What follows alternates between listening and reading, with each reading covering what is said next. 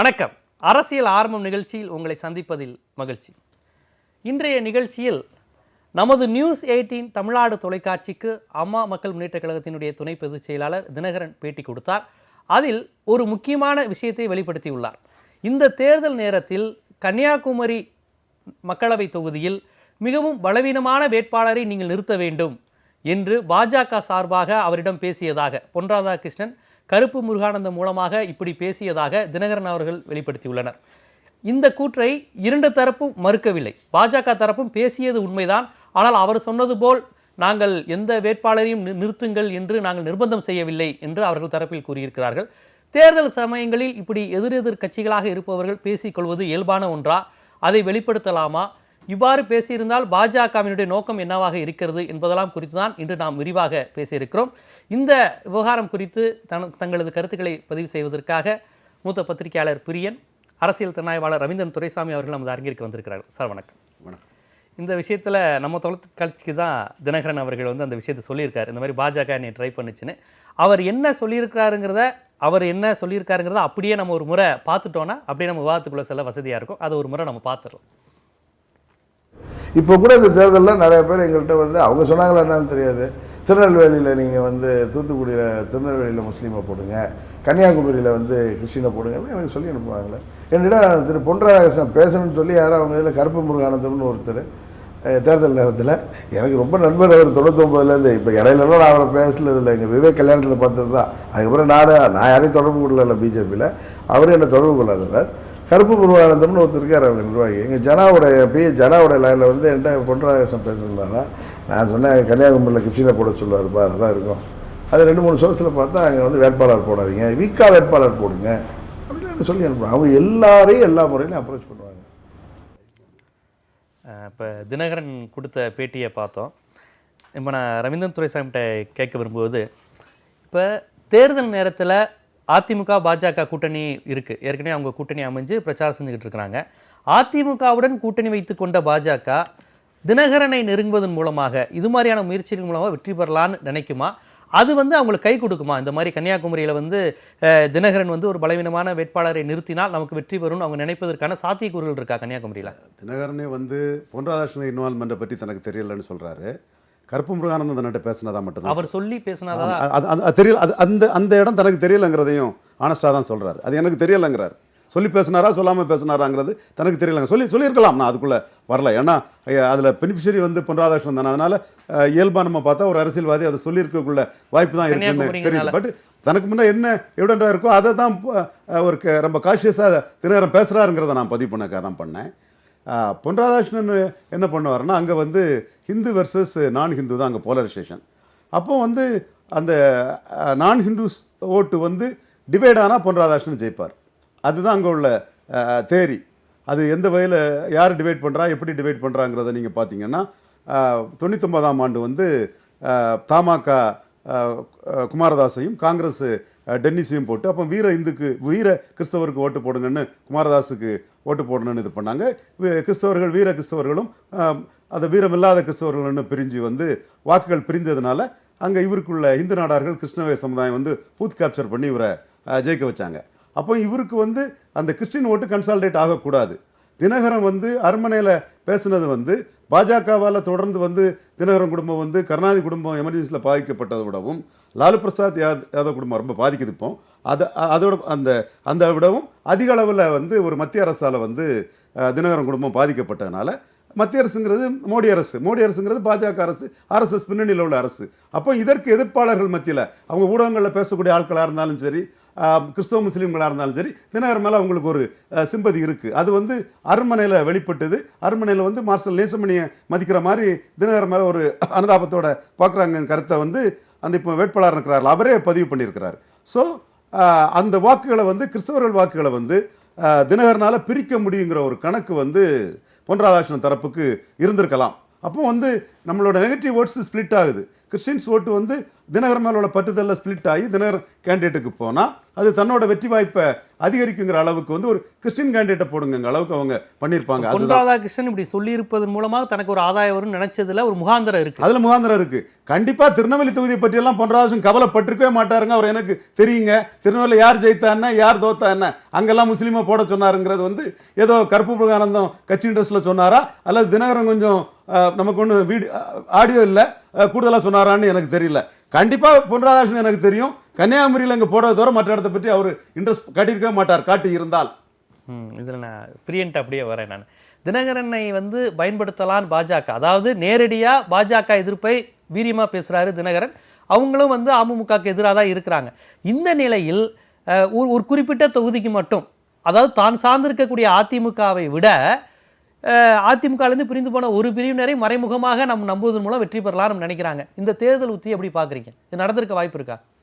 இல்லை, ஒரு தேர்தலில் வந்து ஒரு கேண்டிடேட் வந்து வின் பண்ணுறதுக்கு தன்னுடைய பலத்தை மட்டும் நம்பாமல், கூட்டணி பலத்தை மட்டும் நம்பாமல், எதிராளிகளை பலவீனப்படுத்துறது, எதிராளிகளோட வாக்குகளை பிரிக்கிறது, ஸோ இந்த மாதிரி பல விஷயங்கள் இருக்குது. ஒரே நேமில் பல கேண்டிடேட்டை நிறுத்துறது, வாக்காளர்களை குழப்புறது, இந்த மாதிரி தேர்தல் யுக்திகள் பலது இருக்குது. எதிராளிகளோட ஓட்ட காஸ்ட் ரீதியாக, இப்போ சார் சொன்ன மாதிரி ஜாதி ரீதியாக எப்படி பிரிக்கிறது, வாக்குகளை பிரிக்கிறது, இந்த மாதிரி விஷயங்கள் வந்து தேர்தல் யுக்திகளாக கையாளுற ஒரு போக்கு தான் நம்ம பார்க்குறோம். ஸோ அந்த அடிப்படையில் பார்க்கும்போது நீங்கள் தினகரன் பேசின ஒரு விஷயத்தை எந்த புள்ளியிலேருந்து பார்க்கணுன்னா, அவர் சொல்கிறார் உங்கள் பேட்டியிலேருந்து ஒரு குணா பேட்டி காணும்போது என்ன எக்ஸாக்டாக தினகரன் சொல்கிற விஷயம் என்னென்னா வந்து இது மாதிரி அவரோட உதவியாளர் சொன்னதாக சொல்கிறார். இது மாதிரி கருப்பூர் முருகானந்தம் பேச விரும்புகிறாருன்னு.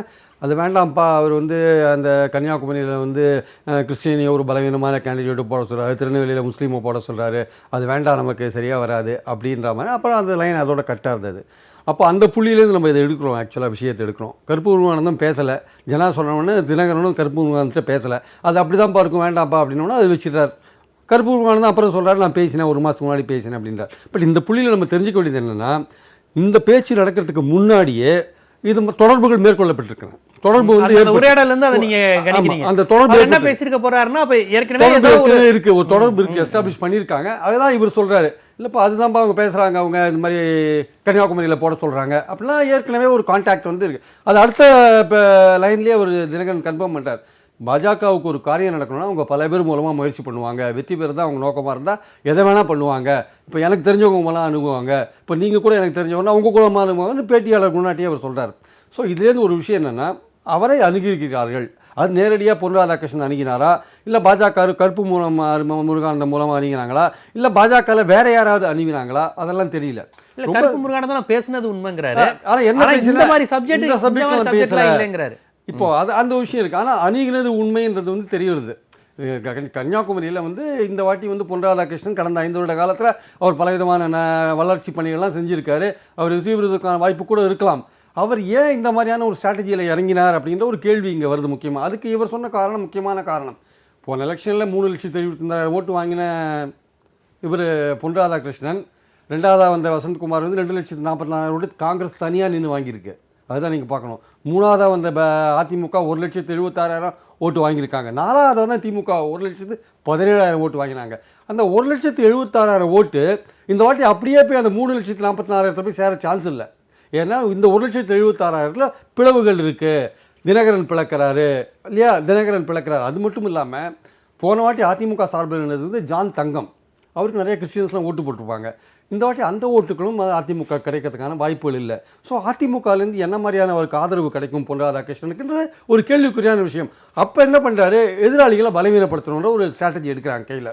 அப்போ என்ன பண்ணணும், திமுக காங்கிரஸுக்கு போகிற கிறிஸ்டியன் வாக்குகளை பிரிக்கணும். சரி, யார் பிரிக்க முடியும்? அதிமுக வாக்குகளை பிரிக்கிற தினகரன் கிறிஸ்டியன் வாக்குகளையும் சேர்த்து பிரித்தார்னா திமுக காங்கிரஸுக்கு போகிற வாக்குகள் குறையும். நம்ம வெற்றி பெற வாக்குகள், நாடா வாக்குகளை வாங்கி நம்ம வின் பண்ண முடியும். அதை வந்து வசந்த் பிரிக்கிறான்றது இன்னொரு விஷயம். ஸோ அது திமுக காங்கிரஸ் கூட்டணிக்கு போகிற வாக்குகளை குறைச்சிட்டே இருக்கணுன்றது ஒரு நோக்கமாக இருக்கிறது எண்ணத்தில் தான் பொன் ராதாகிருஷ்ணன் கான்ட்ராக்ட் பண்ணியிருக்கணும். இதெல்லாம் வந்து பேசிஸ் ஆக்சுவலாக இதில். ஏன்னா இதுக்கு முகாந்திரம் இருக்குன்றதுக்காக, பிரைமா ஃபேசி இதில் இருக்குன்றதுக்காக நம்ம இந்த விஷயத்தை நம்ம சொல்கிறோம் நம்ம. ஸோ ஒரு கான்ட்ராக்ட் நடந்திருக்கு. அது தினகரன் இப்போ சொன்னது கரெக்டாக தப்பானது எனக்கு அதில் தான் வந்து ஒரு கருத்து வேறுபாடு இருக்குது. ஏன்னா இதை சொல்கிறதன் மூலமாக பாஜக தரப்பிலிருந்து வரும் எதிர்வினை பார்த்தீங்களா, அது வந்து தினகரனுக்கு வந்து டிஸ்அட்வான்டேஜாக இருக்குது. இப்போ வந்து அவர் வந்து சிறுபான்மையோர் ஓட்டை வந்து ஓரளவுக்கு ஈவன் திமுக சில இடங்களில் திமுகவுக்கு போட்டியாக கூட சில இடங்களில் சிறுபான்மையோர் ஓட்டு வாங்குவார். ஏன்னா திமுகவோட நடத்தை சிறுபான்மையோர் பொறுத்த மட்டும் ஒரு சந்தேகத்துக்கிடமாக இருக்குது. அவங்க வந்து போஸ்ட் எலெக்ஷனில் எப்படி பிஹேவ் பண்ணுவாங்கன்னு தெரியாது அப்படின்ற மாதிரியான சந்தேகத்தெல்லாம் கலப்பும்போது ஸோ தினகரனுக்கு ஒரு சிறுபான்மை இப்போ அருமனை சொன்னார் இல்லையா, அங்கெல்லாம் போனபோது தினகரன் போனபோது ஒரு நல்ல ஆதரவு இருந்தது, மக்கள்லாம் திரண்டு வந்தாங்க.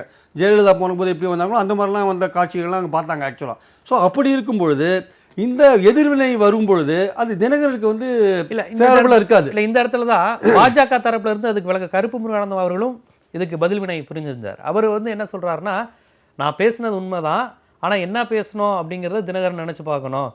பாஜகவோடு தொடர்பு கொள்வதற்கு அவர் பலமுறை முயற்சி செய்தார், அதை நான் வெளியிடவா, அதை நான் சொல்லவா அப்படிங்கிற மாதிரி கேட்கிறாரு. இப்போ அந்த தரப்பையும் நம்ம எப்படி நிராகரித்திட முடியுமா? அதற்கும் வாய்ப்பு இருக்குன்னு நீங்க பாக்குறீங்களா? இல்லை, இப்போ இதற்கெல்லாம் வந்து நமக்கு சாட்சியங்களே கிடையாது. இவங்க ரெண்டு பேர் பேசுறத வச்சு நம்ம பேசுறோம். ஆனால் இந்த எதிர்வினை கருப்பு முருகானந்தம் மாற்றும் இந்த எதிர்வினை இந்த தேர்தல் சமயத்தில் தினகரனுக்கு வந்து ஒரு பின்னடைவை கொடுக்கும்னு நான் சொல்ல வரேன். இப்போ சிறுபான்மையோர் ஏதோ சில பேர் வந்து தினகரனுக்கு ஓட்டு போடுறதா ஒரு முடிவு வச்சிருக்காங்க வச்சுக்கோங்களேன். கருப்பு முருகானந்தம் சொல்றாரு, இவர் வந்து பாஜக பார்க்கறதுக்கு முயற்சி பண்ணாருன்னா அப்போ நீங்க திமுகவை நோக்கி பாஜகவோட பி டீம் திமுக நீங்க பிரச்சாரம் பண்ணிட்டு இருக்கீங்க. உங்களை பத்தி கருப்பு முருகானந்தம் இப்படி சொல்லும் பொழுது உங்க மேலேயும் சிறுபான்மையோருக்கு சந்தேகம் வரும் இல்லையா? அப்போ உங்களுடைய ஓட்டு வங்கி உங்களுக்கு சிறுபான்மையோர் போடணும்னு நினைச்ச வாக்குகள் குறையறதுக்கான வாய்ப்புகள் இருக்கு. அதனால பாஜக முயற்சி செஞ்சுச்சு, நான் ஒருபோதும் பாஜகவினுடைய சூழ்ச்சிக்கு பலியாகல அப்படின்னு அவர் உறுதி செஞ்சது தன்னை நிரூபிக்கவும் அப்படிப்பட்ட விஷயமாவும் போக வாய்ப்பு இருக்கு இல்லையா? தினகரன் சொல்றதை நம்புறதுக்கு சில பேர் இருக்கலாம், கருப்பு முருகானந்தம் சொல்றதை நம்புறதுக்கு ஆமா தினகரன் வந்து அது மாதிரி ட்ரை பண்ணியிருக்கலாம், பாஜகவோட ஏன் இருக்கக்கூடாதுன்னு கேட்கறவங்க சில பேரும் கூட இருக்கலாம். ரெண்டு பேர் சொல்றதுக்கு ஒரு சாட்சியங்கள் நமக்கு கிடையாது. ஸோ இந்த மாதிரியான தேர்தல் சமயத்தில் அந்த பேட்டியில் வந்து தனக்கு முன் வைக்கப்பட்ட கேள்வி, தன் குடும்பம் எப்படி வந்து மத்திய அரசால் வந்து ஒடுக்கப்பட்டது அல்லது அடக்குமுறைக்கு ஆளாக்கப்பட்டது இந்த விஷயங்கள் வரும்பொழுது அதை வந்து இயல்பாக வந்து அந்த விஷயத்தை வெளியில் சொல்கிறார். ஒருவேளை அவர் கொஞ்சம் முன்ன பின்ன யோசிச்சுதானே இந்த விஷயத்தை இதற்கு இந்த மாதிரியான ஒரு எதிர்வினை வரும், அது தேர்தல் சமயத்தில் நம்ம கொஞ்சம் சின்ன டேமேஜை உண்டாக்கும்னு தினகரன் நினச்சிருந்தாருன்னா நிச்சயமாக இந்த விஷயத்தை அவர் பேசியிருக்க மாட்டார். ஆனால் அந்த ஒரு ஃப்ளோவில் வந்து அவர் சொல்லிட்டார், இது மாதிரி பண்ணுவாங்க, வெற்றி பெறதான் என்ன வேணால் பண்ணுவாங்க அப்படின்னு சொல்லிட்டார். ஆனால் இப்போ அதுக்கு எதிர்வினை வரும்பொழுது அது தினகரனை பற்றிய அவருடைய பாஜக பார்வை இருக்குல்ல, தினகரன் அதை பற்றின ஒரு சின்ன சந்தேகத்தை சிறுபான்மையோர் இருக்காரோ, பாஜகவுடைய தொடர்பில் இருக்காரோ அப்படின்னு சிறுபான்மையோர் மத்தியில் ஒரு சந்தேகத்தை உருவாக்காதுன்றது எப்படி சொல்ல முடியும்? நிச்சயம். அதாவது பாஜக வந்து ஒரு ஹோமோஜீனியஸ் என்டிட்டி எல்லாரும் நினைக்கிறாங்க.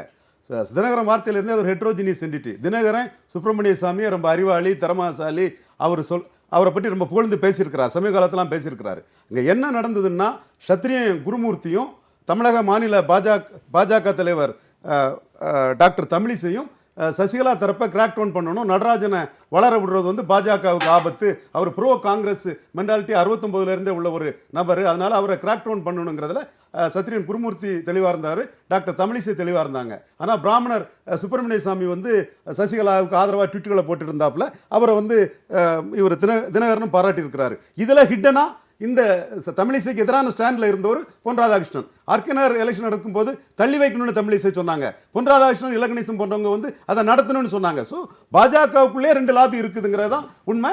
அதில் வந்து ஆன்டி சசிகலா குரூப் லாபியில் இவர் குருமூர்த்தியும் தமிழிசையும் வந்து உறுதியானவங்க. பொன் ராதாகிருஷ்ணனும் சுப்பிரமணிய சாமி அந்த நிலைப்பாடு கிடையாது. பொன் ராதாகிருஷ்ணனுக்கு இயல்பாகவே ஒரு சாஃப்ட் கார்னர் தினகரன் மேலே உண்டு உண்டு உண்டு உண்டு அந்த பேச்சுகள் எல்லாம் தினகரனை எப்படி அட்ரஸ் பண்ணக்கூடிய விதம் எல்லாமே உண்டு. அதான் இங்கே வந்து பாஜகவுக்குள்ள உள்ள அந்த உள்ள அரசியல் உள்ள வெளிப்பாடு தான் இது. தினகரன் பொன் ராதாகிருஷ்ணனை பொறுத்தவரை தான் ஒரு தலைவராக வளரணும், அதுக்கு பலரோட சப்போர்ட்டும் வேணும்னு பல வகையில் முயற்சி பண்ணாங்க. அந்த மாதிரிப்பட்ட ஒரு முயற்சியை வந்து தமிழிசை எடுக்கக்கூடியவங்கல்ல. வாண்டையார் குடும்பத்தில் உள்ள ஆட்களை பார்த்தாங்க, வேதராணி வேதரத்னத்தை பார்ப்பார், இப்படி எல்லாத்தையும் பார்த்து கட்சியை வளர்க்கணும், தன்னோட வளர்ச்சிக்கு வந்து யாரை எப்படி பயன்படுத்தணுங்கிறதெல்லாம் முழுமையான ஒரு full time 24 hours politician Pon Radhakrishnan. இல்லை, இப்போ இந்த விஷயத்தில் இப்படி வந்து ஒரு பேட்டியில் வந்து வெளிப்படையாக வந்து பாஜக என்னை அணுகி அவங்க வெற்றிக்கு என்னை பயன்படுத்தி கொள்ள பார்த்தார்கள் என்று அவரே சொல்வதன் மூலமாக நான் தான் அடுத்து தமிழ்நாட்டுக்கு நான் தான் அடையாளம், ஜெயலலிதாவின் வாரிசு என்று தன்னை முதன்மைப்படுத்துகின்ற அவருடைய அரசியலே கொஞ்சம் பின்னாடி போகுது இல்லையா? அப்போ அதிமுக தான் இங்கே பிரதானம் அப்படிங்கிற விஷயத்த மறைமுகமாக அவர் வெளிப்படுத்துகிற மாதிரி இல்லையா? நிச்சயமாக வந்து பாஜக வந்து இவரை வந்து ஒரு ஓட் கட்டராக தான் பயன்படுத்துகிறாங்க. தங்களோட எதிர்ப்பு ஓட்டை கட் பண்ணி பாஜகவோட வெற்றிக்கு பயன்படுத்தக்கூடிய ஒரு மார்ஜினல் போல் சாட்டு, ஸ்மால் போல் சாட்டு தான் பாஜக இவங்களை பயன்படுத்துறாங்கிற அந்த அர்த்தம் வந்து அதில் நிச்சயமா துணிக்குது. இவர் அதுக்கு இடம் கொடுக்கலன்னு சொல்றாரு. நிச்சயமா அந்த அர்த்தம் துணிக்குது. நாம வந்து எம்ஜிஆர் வந்து திண்டுக்கல்ல வந்து 55% வாக்களை ஐயா மாயத்தேவரை விட்டு ஜெயித்தார். அதே எம்ஜிஆர் வந்து 77 சட்டசபையில் வந்து 30% வாக்குகளை தான் 30.3% வாக்குகளை தான் பெற்றார். பாரா மூப்பனார் எடுத்ததோட 4% வாக்குகள் வந்து எம்ஜிஆர் குறைவாக தான் எடுத்தார். அது வந்து மும்முனை போட்டினா எம்ஜிஆர் அன்னைக்கு ஆட்சிக்கே வந்திருக்க முடியாது. இங்கே வந்து தினகரன் வந்து 50% வாக்குகள் அவரே நின்று எடுத்திருக்கிறாரு. மாயத்தேவர் மாதிரி இன்னொரு கேண்டிடேட் எடுத்து விடலை. ஆக பொது தேர்தல் வந்து இடைத்தேர்தல் வாக்கு வந்து அந்த மாதிரி பொருந்தாது. அதே மாதிரி அது மட்டும் இல்லை, பொது தேர்தல் அங்கே லீடர் நிற்கல, இங்கே லீடரே நின்று எடுத்திருக்கிறாரு. ஸோ இந்த வகையில் பார்க்கும்போது தினகரன் ஒரு லீடர், அதில் நோ டவுட். நிறைய டேலண்ட்ஸ் இருக்குது, நிறைய கெப்பாசிட்டி இருக்குது, ஒரு கடுமையாக உழைக்கிறாரு, எல்லா விதங்கள்லையும் சூப்பராக ஃபேஸ் பண்ணுறாருங்கிற ஒரு தன்மை மக்கள் மத்தியிலையும் அவருக்கு ஒரு அந்த பாராட்டு இருக்குது. ஆனால் என்ன ஓட்டு எடுக்கிறாருங்கிறது வந்து இஷ்யூஸ் அவருக்கு எந்த வகையில் இருக்குது, எந்த அளவுக்கு எலெக்ஷன் டைமில் அவர் ஃபோக்கஸ் ஆகிறாரு, எல்லாத்தையும் மையமாக வச்சு தான் அவருக்கு எத்தனை பெர்சன்டேஜ் ஓட்டு கிடைக்குங்கிறத நமக்கு சொல்ல முடியும். ஆனால் அவர் வந்து ஒரு திறமையான ஒரு அரசியல்வாதியாக ஃபோக்கஸை தன் பக்கம் திருப்பி வைக்கிறதுக்கு தான் இதை சொல்லியிருக்காருன்னு நான் கருதுறேன் இந்த இடத்துல. இதில் நமது பேட்டியிலே, நம்ம தொலைக்காட்சியிலே வசந்தகுமார் அவர் ஒரு கருத்து சொல்லியிருந்தார். பொன் ராதாகிருஷ்ணன் தனது வெற்றிக்காக இப்படி ஒரு வேலையை செய்திருப்பார், கண்டிப்பாக தினகரனை அவர் நிர்பந்தம் செய்திருப்பார் அப்படின்னு அவரும் நம்புறார். இப்போ நல்லா கவனிச்சு பார்த்தீங்கன்னா தினகரனை வந்து காங்கிரஸும் ஒரு சார்பாக நம்புகிற மாதிரி தெரியுது. அவர்களும் இவங்களுக்கு ஆதரவாக சொல்லியிருக்காங்க, தினகரன் சொல்வது சரியாக தான் இருக்கும் அப்படின்னு. அப்போ தினகரன் வந்து ஒரு பாஜக காங்கிரஸ் ரெண்டு தரப்பிலையும் வந்து ஒரு சாஃப்ட் கார்னர் இருக்குது, ரெண்டையும் எதிர்க்கிற ஒரு தன்மை இருக்கிற ஒரு ஆளுமையாக இருக்கிறாரா? இல்லை, இப்போ வந்து தினகரன் சொன்னது சரியாக இருக்கும் அப்படின்னு வந்து வசந்த்குமார் சொல்கிறதுல வந்து எந்த ஆச்சரியமும் கிடையாதுன்னு என்னோட அபிப்பிராயம். ஏன்னா வந்து அவர் அதுலேயே சொல்கிறார், தோல்வி பயம் வந்ததுனால தான் வந்து இது மாதிரிலாம் வந்து அவர் வந்து இது மாதிரிலாம் அணுகுமுறை பண்ணியிருக்காரு, அவருக்கு ஒரு தோல்வி பயம் வந்திருக்கு அப்படின்னு அவர் சொல்கிறார். ஆக்சுவலாக நான் ஏற்கனவே முதலே சொன்ன மாதிரி ஒரு வேட்பாளர் வெற்றி பெறத்துக்கான வாய்ப்புகளை தேடுறதுக்கு பலவிதமான யுக்திகளை கையாளுறதை பார்க்குறோம் நம்ம. இப்போ சார் சொன்ன மாதிரி திருநெல்வேலி தொகுதியை பற்றி பேசியிருக்க மாட்டாங்க. திருநெல்வேலி தொகுதி ஒரு கூட்டணி இன்ட்ரெஸ்ட்டில் வந்து திருநெல்வேலி தொகுதி கூட பற்றி பேசியிருக்கலாம். முதல்ல வந்து தினகரன் போட்ட அங்கே நிற்கிற அதிமுக வேட்பாளர் மனோஜ் பாண்டியன் கிறிஸ்டியன், தினகரன் போட்ட வேட்பாளர் முதல்ல வேற ஒருத்தர் போட்டார், அப்புறம் மைக்கேல் ராயப்பரம் போட்டார். அங்கே வந்து ஒரு முஸ்லீம் வேட்பாளர் நீங்கள் நிற்க வைக்கணும்னு வந்து தினகரன்ட்ட கேட்டதாக ஒரு தகவல் அந்த பேச்சில் வருது. அதுக்கான வாய்ப்புகள் இருக்கிறதுக்கான காரணம் இருக்குது. ஏன்னா கிறிஸ்டியன் ஓட்டை வந்து மனோஜ் பாண்டியன் வாங்கும்போது முஸ்லீம் ஒரு வேட்பாளர் தினகரன் போட்டார்னா அவர் முஸ்லீம் ஓட்டெல்லாம் வாங்கி போயிட்டார்னா திமுக காங்கிரஸுக்கு கிடைக்க வேண்டிய மைனாரிட்டி ஓட்டுகள் சுத்தமாக கிடைக்காது போயிடும் இல்லையா? ஸோ அதற்கான குறிவிச்சு அந்த விஷயத்தை செஞ்சுருக்கலாம். எல்லாமே வந்து ஒரு தேர்தல் யுக்தி தான். ரெண்டாவது, நீங்கள் அதிமுக மோடியோட எதிர்ப்பு ஓட்டுகள், எடப்பாடிய எதிர்ப்பு ஓட்டுகள் பிரிக்கிறதுக்காக தான் வந்து தினகரன், கமல், சீமான் போன்றவர்கள்லாம் களத்தில் நிற்கிறாங்கன்றது திமுக வைக்கிற ஒரு குற்றச்சாட்டாக நம்ம பார்க்குறோம் நம்ம. ஸோ அது ஒரு பாயிண்ட்டையும் நம்ம இங்கே மறக்கக்கூடாது. ஆக்சுவலாக அந்த ஒரு விஷயம் ஏற்கனவே களத்தில் இருக்கிறத சுற்றிட்டு இருக்கிறத நம்ம பார்க்குறோம். உண்மையிலேயே அவர்கள் சொல்கிற விஷயம் வேறு, கமல்லாம் வந்து மத்திய மாநில அரசில் எதிர்க்கிறாரு, தினகரன் கடுமையாக எதிர்க்கிறாருன்றது வேறு விஷயம். இந்த ஒரு செய்தியை இப்போ வந்து தினகரன் சொன்னது மூலம் சமீபத்தில் திமுக தான் கடுமையாக விமர்சனம் செய்யலாம். அவருடைய ஒரே விமர்சனங்களும் வைக்கிறத நம்ம பார்க்குறோம். இவர்கள்லாம் வந்து மத்திய மாநில அரசுக்கு எதிரான ஓட்டை பிரிக்கிறதுக்கு காரணம் அதிமுக காங்கிரஸுக்கு அந்த ஓட்டுகள் ஒட்டுமொத்தமாக போய் சேரக்கூடாதுன்ற ஒரு எண்ணம் அவங்களுக்கு இருக்குது. பட் அதை நம்ம முழுசாக எடுத்துக்க வேண்டாம். விமர்சனங்கள் பலவிதமாக வரும். தினகரனும் கமலும் வந்து மத்திய மாநில அரசுகளை வந்து கடுமையாக விமர்சிக்கிறாங்கன்னு பார்க்குறோம். ஆனால் இந்த மாதிரியாக வந்து இந்த விஷயம் கான்ட்ரவர்சி இந்த சமயத்தில் வந்தது மூலமாக அதிமுகவுக்கும் பாஜகவுக்குமே ஒரு பிரச்சனை வரலாம்.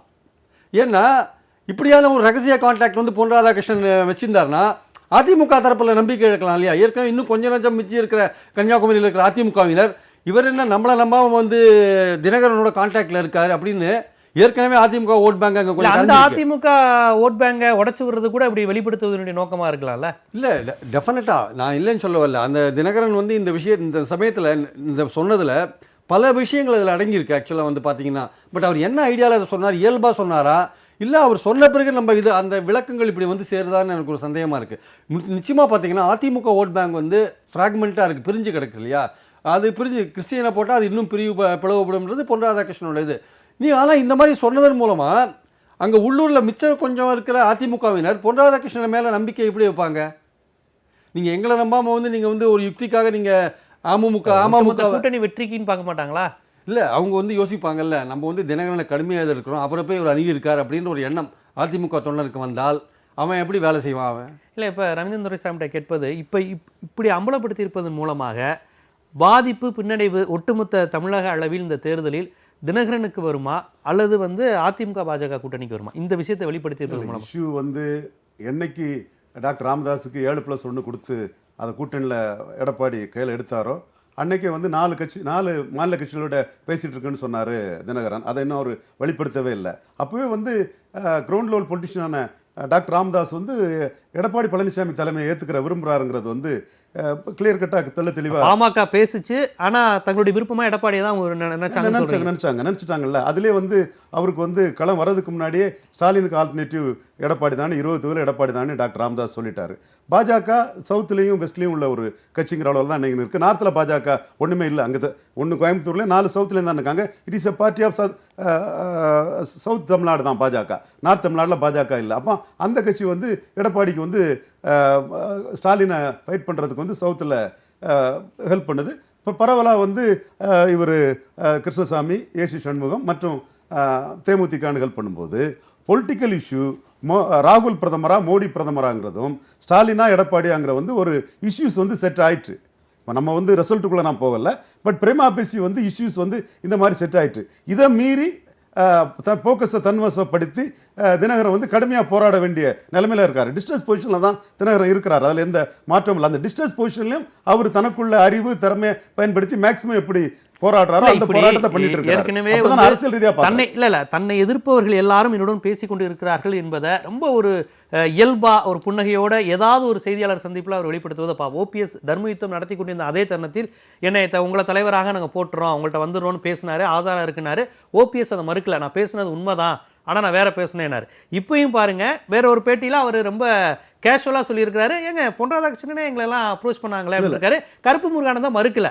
அப்போ வந்து எல்லாரும் எல்லா கட்சியும் பெரிய கட்சியும் விரும்பக்கூடிய ஒரு பேசக்கூடிய தலைவரா இவர் இருக்காருங்கிறத இந்த மாதிரி பாசிட்டிவான இமேஜ். இந்த மாதிரிப்பட்ட விஷயத்துல தினகரன் ஸ்கோர் பண்றாரு, எதிரிகள் அவுட்விட் பண்றாங்களா, மாற்றமே இல்லை. எதுல தினகரன் வீக்கன் ஆறாருன்னா ஆர்கன ரிசல்ட் வந்த அன்னைக்கே சொன்னாரு 3 மாசத்துல அரசு போகணும். நான் அன்னைக்கே சொன்னேன் தினகரன் 3 மாசத்துக்கு பிறகு இதைத்தான் சொல்லிட்டு இருப்பாருன்னு சொன்னார். தினகரன் ஸ்லீப்பர் செல்ஸ்ன்னு சொன்னார். அரசியல்ல வந்து இன்னைக்கு பலம் இல்லாதவங்க சொல்லக்கூடிய ஒரு இயலாமை வார்த்தைங்க ஸ்லீப்பர் செல்ஸ்ன்னு சொன்னேன். அதுலேயும் தினகரன் தோக்குறாரு. அடுத்தபடியாக வந்து 4 மாநில கட்சிகளோட பேசுறோம்னு சொன்னார். எந்த கட்சின்னு சொல்லாம சொன்னார். இது பாருங்க முடிஞ்சு வரும்போது எந்த கட்சியும் இருக்காதுங்கன்னு சொன்னேன். பல ஊடக விமர்சகர்கள் வந்து இதுல என்னோட மாறுபட்டாலும் கூட இந்த மாதிரிப்பட்ட விஷயத்துல வந்து தினகரன் நான் ஃபாலோ பண்ணது கரெக்டா இருக்குது. அதே வேளையில் தினகரன் வந்து கடுமையான திறமை உள்ளவர், ஒரு பிரஸ் மீட்ல வந்து நிருபர்களை சமாளிக்கக்கூடிய தன்மை உள்ளவர். கரண்ட் பொலிட்டிக்ஸ்ல என்ன ஒரு கிரவுண்ட் லெவல் ஸ்ட்ராட்டஜிஸ்ட்னால பொலிட்டிக்ஸ்ல எதை போட்டு தனக்கு ஒரு ப்ரொஜெக்ஷனை உருவாக்கி தான் ஒரு முன்னிலையில் இருக்க முடியுங்கிற அந்த திறமையும் வித்தைகளையும் நன்கு தெரிந்த ஒரு திறமையான அரசியல்வாதி தினகரங்கிறதுல மாறுபட்ட கருத்து கடமில்லை. இன்றைய காலை நிகழ்ச்சியில் இந்த விஷயம் குறித்து, இது தினகரனுக்கு பலமாக அமையுமா பலவீனமாக அமையுமா, ஒட்டுமொத்த தேர்தலில் எந்த தாக்கத்தை ஏற்படுத்தும் அந்த கட்சி அடிப்படையில் தேர்தல் அடிப்படையில் என்பதெல்லாம் குறித்து இருவருமே உங்களுடைய பார்வைகளை ரொம்ப முழுமையாக வச்சிங்க. அதுக்காக உங்கள் இருவருக்கும் நன்றி. மீண்டும் ஒரு அரசியல் ஆரம்ப நிகழ்ச்சியில் சந்திக்கலாம்.